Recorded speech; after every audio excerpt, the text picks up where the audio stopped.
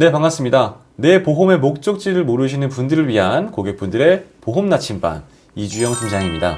점점 날씨가 추워지고 있고 코로나도 심상치 않습니다. 모두 단단히 준비하시고요. 저 같은 경우도 지금 원래 세종 살고 서울에 머리를 자르러 가는데 서울에 지금 너무 심해가지고 제가 가기가 조금 두려워요.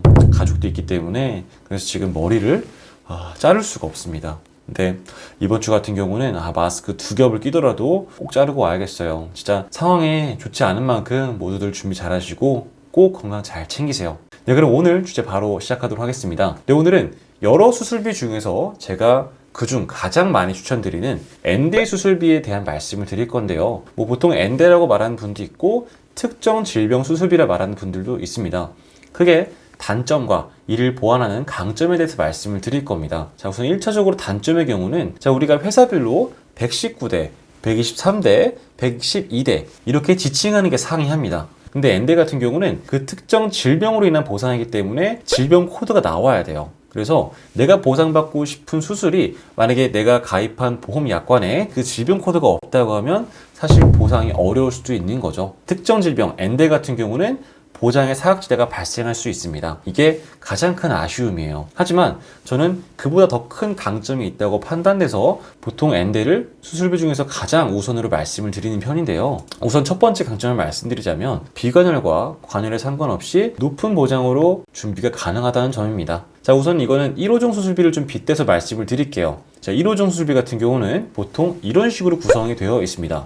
수술 방법에 따라 차등 지급되는 방식이고, 일반적으로 스텐트 삽입술을 했다. 그러면 3종으로 지급돼서 100에서 200만 원 정도 지급이 됩니다. 그리고 5종의 경우는 1000 그리고 2천만 원까지도 설정이 가능하지만 우리가 5종의 보험료가 다른 1, 2, 3, 4종에 비해서 조금 센 편이죠. 사실 저렇게 구성하면 보장 크긴 괜찮을 수 있어요. 하지만 아쉬운 건 1호종에서 약관을 보면 알 수가 있습니다. 자, 1호종 수술비 중에서 내시경 그리고 카테터 이를 기반으로 한 신의료술 같은 경우는 대부분 1에서 3종으로 지급이 됩니다. 만약에 내가 내시경과 카테터를 기반으로 한 수술을 한 경우에는 4종, 5종이 지급이 어렵다는 거죠. 그래서 내가 뇌와 심장 수술을 했다고 하더라도 저걸 기반으로 했으면 지급이 4, 5종이 아닌 3종으로 지급될 수 있다는 뜻입니다. 물론 1호종 같은 경우는 우리 몸을 구분한 뒤에 질병 코드가 아닌 수술 기법으로 보상하고 있습니다. 그래서 저는 범위적으로는 질병 코드를 보상하는 것보다는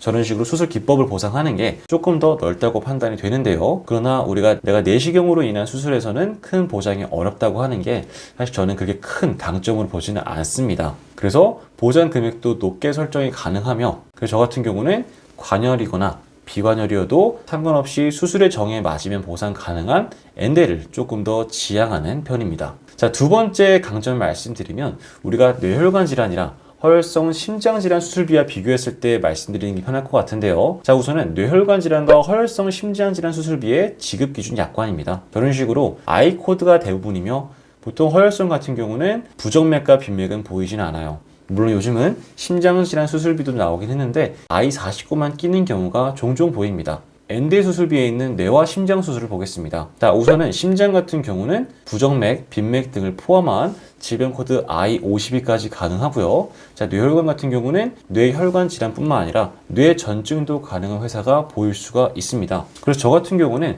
뇌혈관 질환과 허혈성 심장 질환 수술만 구성하실 분이 아니라고 하면 저는 엔대 수술비에 넣어가지고 뇌혈관 질환뿐만 아니라 뇌 전증까지 심장의 경우는 우리가 허혈성 심장 질환뿐만 아니라 그 외에 심장병까지 보상되는 저는 엔대 수술비를 더 권해드리는 편입니다.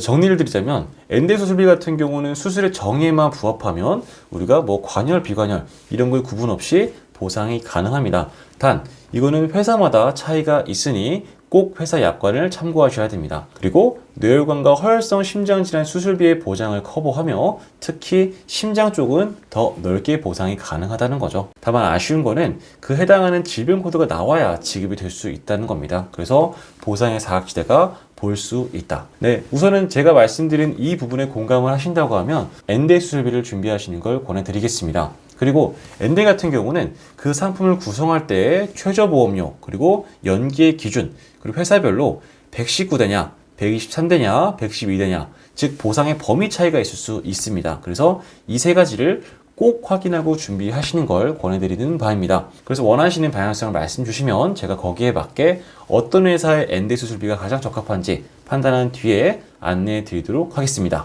네, 다음 시간에는 실제 엔대 수술비를 설계하면서 어떤 플랜들이 조금 더 강점이 있는가 말씀드려 보도록 할 텐데요. 네, 궁금하신 사항들, 고민 있는 부분들은요, 아래 링크나 연락처 통해서 말씀 주시면 항상 도움드리는 설계사 되도록 하겠습니다. 네, 보험 나침반 TV는 항상 고객분들을 위한, 고객분들을 향한 플랜 드리고 있습니다. 궁금하신 부분들은 아래 연락처 통해서 말씀 주세요. 네, 그럼 방송 마치겠습니다. 감사합니다.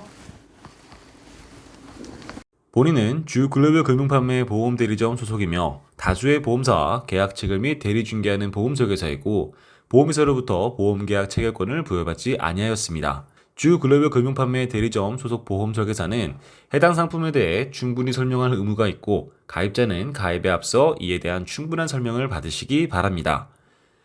보험계약자는 계약 체결 전 상품 설명서 및 보험약관 등을 반드시 읽어보시기 바랍니다. 상기 내용은 주식회사 글로벌 금융판매 대리점 보험 설계사 의견이며 계약 체결에 따른 이익 또는 손실은 보험 계약자 등에게 귀속됩니다. 본 광고는 광고 심의 기준을 준수하였으며 유효기간은 심의일로부터 1년입니다.